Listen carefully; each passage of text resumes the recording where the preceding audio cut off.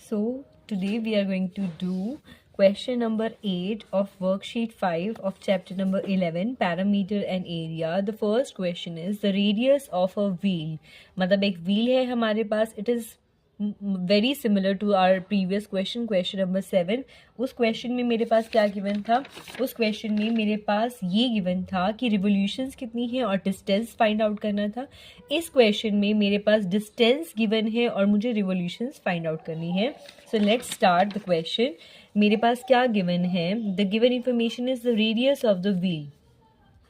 तो मैं लिख देती हूँ. क्या लिखेंगे? रेडियस ऑफ अ व्हील कितनी है? 0.70 metre. How many revolution will it make in covering 22 kilometre. तो यहाँ per unit of measurement metre में है, यहाँ per unit of measurement kilometre में है. तो चाहे मैं इसे किलोमीटर में चेंज कर दूँ या इसे मीटर्स में चेंज कर दूँ, तो मैं 22 को मीटर्स में चेंज कर दूँ.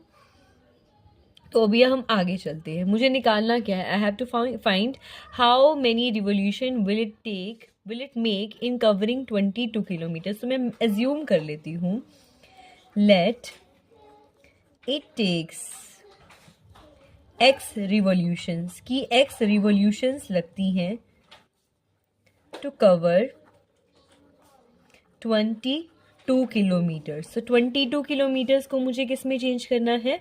मीटर में चेंज करना है. 1 किलोमीटर में कितने मीटर होते हैं? 1000. तो 22 में कितने हो जाएंगे? 22 मल्टीप्लाई बाय 1000 यानी 22,000 मीटर्स. ठीक है, इसको चाहे आप ब्रैकेट्स में लिख दो कि हमने ये एक्स्ट्रा किया है, नहीं तो आप ऐसे ही पड़ा रहने दे सकते हैं. ठीक है, अब डिस्टेंस ट्रेवल इन 1 रिवोल्यूशन. मैंने अभी आपको लास्ट क्वेश्चन नंबर 7 में भी बताया था. अगर आपको इसको और भी ज़्यादा डीपली समझना है तो क्वेश्चन नंबर 7 के अंदर मैंने जो एक्टिविटी परफॉर्म की थी वो आप जाकर देखिएगा. उसमें भी यही समझाया गया था कि अगर ये x से मैं स्टार्ट कर रही हूँ, तो अगर ये एक राउंड लगा रही है, एक रिवोल्यूशन लगा रही है, तो कितना यहाँ तक आने तक कितना डिस्टेंस ट्रेवल करेगी ये? जितना इसका सर्कमफ्रेंस है. So I can write distance travel. क्या लिखूंगी मैं? Distance travelled in 1 revolution. एक रिवोल्यूशन कंप्लीट करते हुए, मतलब एक चक्कर लगाते हुए. अगर हम सिंपली भी जो हमने मून और अर्थ वाला एग्जांपल लिया था कि मून अर्थ के इर्द गिर्द घूम रहा है, तो ये हमारा अर्थ था, ये हमारा मून था.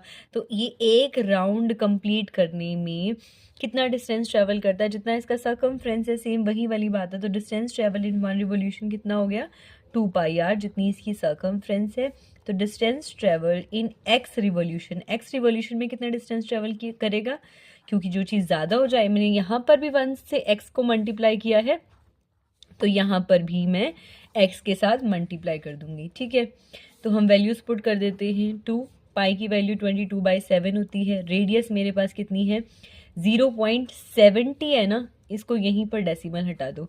डेसिमल के बाद 2 डिजिट है, तो यहाँ पर डिनोमिनेटर में 2 जीरोस आ जाएंगी. कुछ कैंसिल होता है तो कर देते हैं. तो हमारा आ गया 7/10 मीटर्स. तो मैं ये यहीं पर यूज़ कर लेती हूँ. 7/10 multiply by x.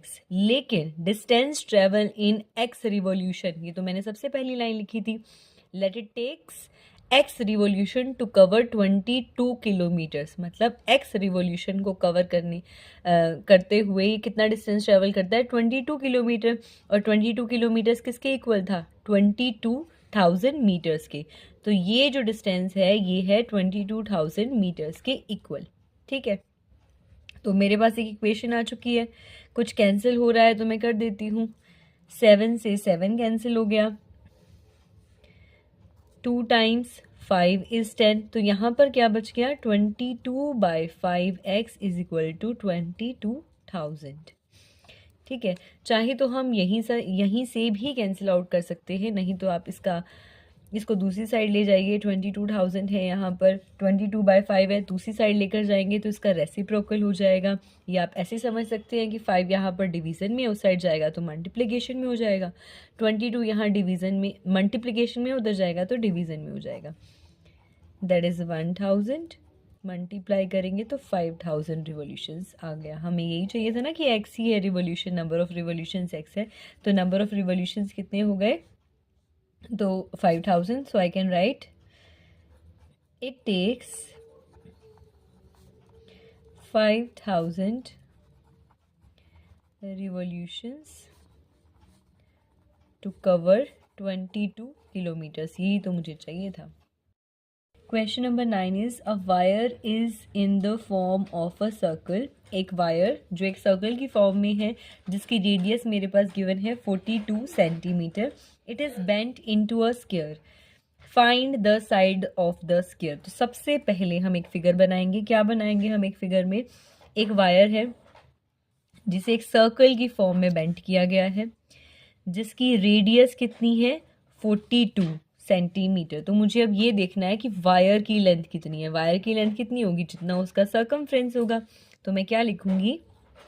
I am going to write radius of a circle is equal to 42 centimetre. अगर रेडियस इसका इतना है तो सर्कमफ्रेंस कितनी होगी? 2 pi R. What is the value of pi? That is 22 by 7. What is the value of r? That is 42. 7 times 6 is 42. 6 times 2 is 12. और जब मैं 12 की 22 के साथ मल्टीप्लिकेशन करूँगी then I got 264. 12 and 22, 24, 264 centimetre. Okay, तो मेरे पास सर्कमफ्रेंस आ गया. सर्कमफ्रेंस मतलब मेरे पास वायर की लेंथ आ गई. इट इज बेंट इनटू, सो मैं क्या लिख सकती हूँ? सो लेंथ ऑफ वायर कितनी हो गई? जितनी इसकी सर्कमफ्रेंस है उतनी ही है. अब मुझे इसे बेंट करना है एक स्क्वायर की फॉर्म में. तो अब ये जो लेंथ है ना, ये वायर की लेंथ जो हमारी सर्कमफ्रेंस थी वो अब क्या बनने वाली है? ये बनने वाली है बाउंड्रीज ऑफ अ सर्कल. तो फिर ये क्या बनेगी? पेरीमीटर. या यहीं पर लिख दीजिए which is equal to perimeter of a square. ठीक है, तो 264 किसके इक्वल हो गया? Perimeter of square. वो कितना होता है perimeter of square? 4 into side. तो मेरे पास दोनों साइड में 4 से डिवाइड कर दूं, या फिर मैं ये बोलूं मुझे साइड की वैल्यू फाइंड आउट करनी है तो मैं 4 को दूसरी साइड भेज देती हूँ. तो 4 टाइम्स 6, 4 टाइम्स 6. तो मेरे पास जो साइड है square, side of a square, वो कितनी आ गई? 66 सेंटीमीटर. यही तो मुझे चाहिए था. I have to find the sides of the square. तो मैंने निकाल ली. साइड्स ऑफ अ स्क्वायर लिख दो आप. उसने साइड्स मांगी है तो that's all. This is the question number 9.